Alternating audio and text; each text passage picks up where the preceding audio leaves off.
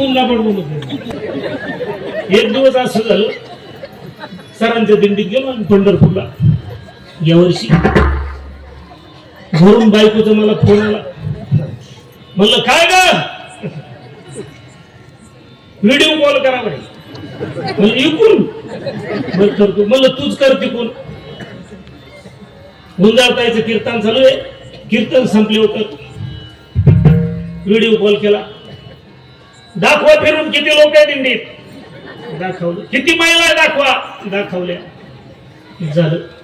करावं केलं. बघ मला झोप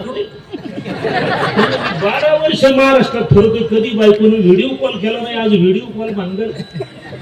म्हणलं का ग, तो व्हिडिओ कॉल का केला. म्हणजे काय नाही, आपल्या शेजारची गंगी 3 दिवस झाली पळून गेली.